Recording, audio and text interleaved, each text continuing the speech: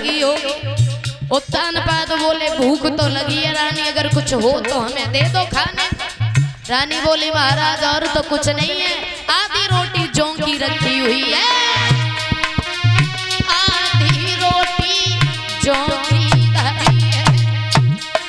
बाबू पे नमक है धरी दो संभाली, आधी रोटी जौ की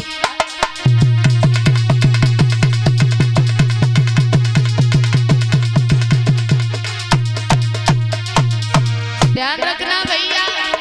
महाराज ने वो जौ की रोटी नमक के साथ में खाई तो वो पहला निवाला गले से नीचे नहीं उतरा। अब जरा विचार करना, जौ की रोटी वो भी नमक के साथ। परीक्षित महाराज अगर गेहूं की रोटी नमक के साथ में खाओ तो वो भी बड़ा मुश्किल पड़ती है खाना, और फिर वो जौ की रोटी। महाराज की आंखों में आंसू आ गए और एक बात कही, रानी ये रोटी हमसे एक वक्त नहीं खाई जा रही है, तुम इस रोटी को रोजाना कैसे खा लेती। तो आज रानी की आंखों में आंसू आ गए, रो करके जवाब दिया, महाराज हम इस रोटी को नहीं खाते। बोली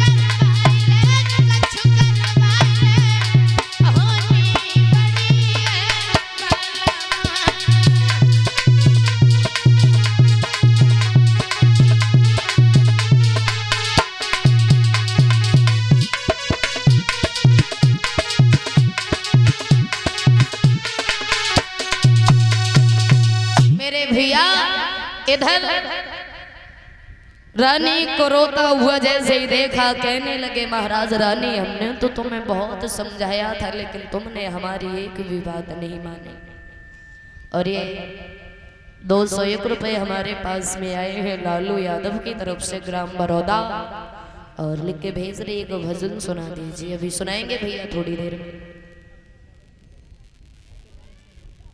और ये 101 रुपए हमारे पास में आए हैं अवनीश यादव की तरफ से गुंदरागंज से।